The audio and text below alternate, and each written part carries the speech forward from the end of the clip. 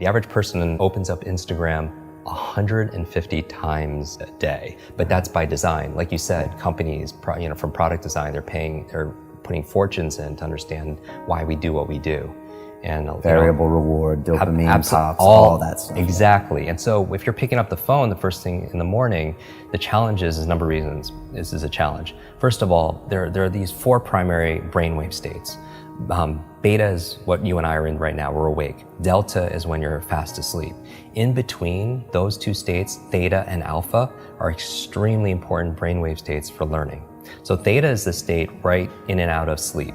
Theta is the state that we call creativity. When you are your most creative, usually it's coming because you're in this theta state. And you know this, when you're in and out of sleep, or you're close to you're so deep, your mind goes and you come up with ideas. You know what puts you in a theta state?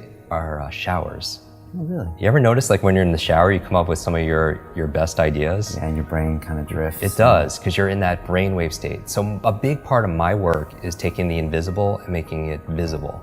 When I do these demonstrations, I always tell people that I do it because I want you to see that there's a method behind the magic.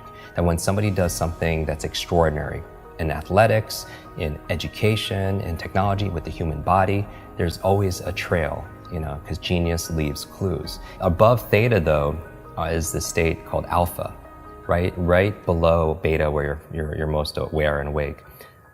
Alpha is a state of learning. Accelerated learning. It's a state of relaxed awareness. This is a state we go into when we meditate, because your critical mind is set aside and you just absorb information unconsciously. You know what puts you into an alpha state? Television. You ever notice that if somebody's watching the game or somebody's watching their favorite TV show and you're trying to have a conversation with them and they literally are in trance, they don't hear you because of the television programming, which might be an interesting word, programming and putting people into a trance. But that's the alpha state. That's where information is just going inside your mind. So we train people how to learn languages faster, learn facts better by putting them into an alpha state, a relaxed state of awareness. And we can do that by design. And people don't realize this. And this is the whole thing. I really think this should have been taught back in school, because school was a great place to learn what to learn. Math, history, science, Spanish, important subjects on what to learn.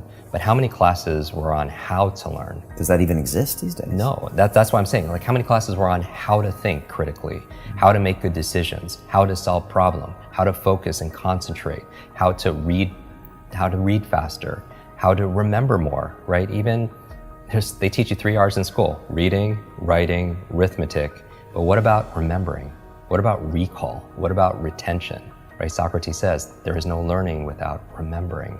And that's really the basis of it all. But I would say that knowing you're in this alpha theta state first thing in the morning, you're very suggestible, right? And if the first thing you're picking up is your phone, then that really is rewiring our brain for 2 things.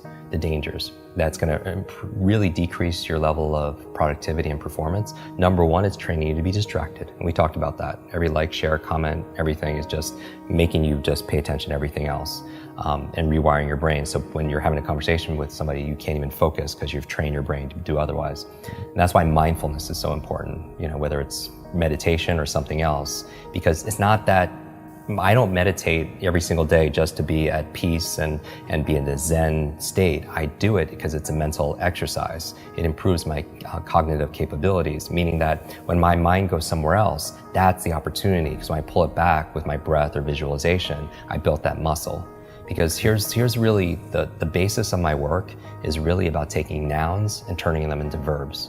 So what do I mean by that? It's like so many people, they wake up and say, oh, I hope I have energy today, or I have motivation today, things that they have, right? I have creativity so I can write today or make videos, or I have memory, or I have focus or concentration.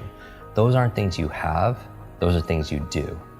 And so you don't have love, you do loving things. You don't have energy, you do things that give you energy. Just like that applies, same thing with learning. You don't have focus, there's a process for doing focus. You don't have a memory, there's steps to improve your memory or to remember things better.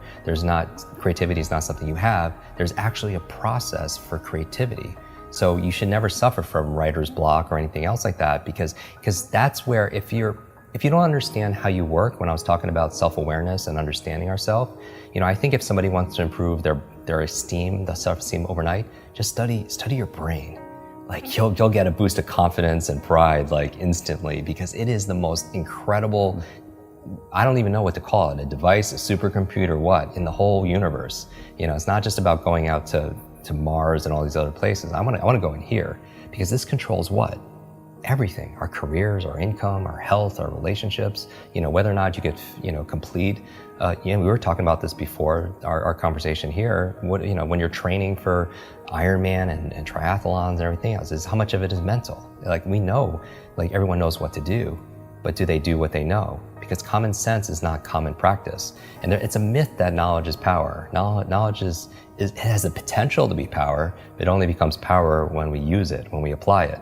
Like people think they should get points for buying books and sitting on their shelf, and it just sits there and becomes like shelf help, not self-help, right? Self-help, yeah. Or somebody will go and learn something. They'll listen to a podcast like this or a show, or they'll go to a conference. They'll pay all this money, but they don't do anything with what they learn. And part of it also is because they forget it. You know, everyone knows there's a learning curve, but there's also a forgetting curve. Did you know, like the forgetting curve says that if you learn something once, within 48 hours, 80% of it is gone. 80%. So you listen to a show, you watch something on YouTube, you go to a conference, you read a book, within 2 days, the majority of it is gone, because nobody trains us how to have, that's why memory is so important. Okay. You know, and so the first thing, don't touch your phone, because it's training you to be distracted. The second thing is it's training you, rewiring your brain to be reactive. Reactive, meaning that you're in this relaxed state of awareness when you first wake up. You pick up your phone, you get one text with bad news, or one voicemail, or one email. And you know this has all happened to us. You're in a bad mood for the rest of your day because you're so impressionable. You're in that hypnotic state and it affects you. And you can never have a quality life, you know, with that, you know, and be the best version of ourselves, be an elite mental performer or high performer when you're responding and reacting to everybody else. You know, my friend Brendan Burchard says, an inbox is nothing but a convenient organizational system for other people's agenda for your life. And how can you have vision for your life? Like for me, the night before, like I did a whole episode on my morning routine, like 10 things I do every morning to jumpstart my brain. And I also have an evening 1 hour routine to get into sleep, to maximize my sleep. Sleep is so very important to be able to do. But one of the processes I do, besides, you know, blackout curtains and cold and temperatures and breath and stuff, meditation, is I don't touch a screen, right? Because it creates blue light. And most people should know this. The screen on your laptop, your phone, everything else emits this blue light, which inhibits the melatonin production, which helps you to relax and go to sleep. So no screens. But the other thing I do is I write down the 3 things I want to accomplish the next day personally, and the other 3 are professionally. So now when I wake up, I have a vision for my life. Like this is a win today if I just get these 3 things done personally and 3 things professionally. And then when it comes to my phone, I don't touch my phone until I get at least 1 thing done. And that's my test. You know, if I could just do that, and it's not always perfect, you know, but it's about progress, right? Because practice makes progress, right? And there's never going to be a perfect. And I think people need to find what works for them. But I would say again, to step out is don't trust yourself as the expert instead of somebody else, and test it. You know, maybe for 1 week, keep your phone outside your bedroom for just 1 week and don't touch it for the first hour a day, and spend the first hour a day being a thermostat, not a thermometer. Because a thermometer, what's a function? It reacts to the environment.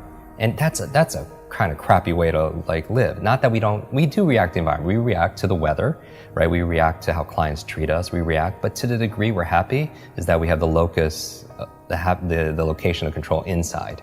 Right? All the studies show that the happiest people are the ones that feel like they have the control over their happiness and not put it to somebody else, a person or a place or something going on in the economy or politics or anything, right? So a thermometer reacts to the environment, but a thermostat's different. What does that function? It sets the environment. It sets a goal, it sets a temperature, and then the environment raises to it. And so I feel like anyone who's attracted to your work or to mine, they're thermostats because they have a growth mindset. Because if they thought things were fixed, they wouldn't watch something like this. Because what's the point? It's just all predestined and it's set, and we can't grow.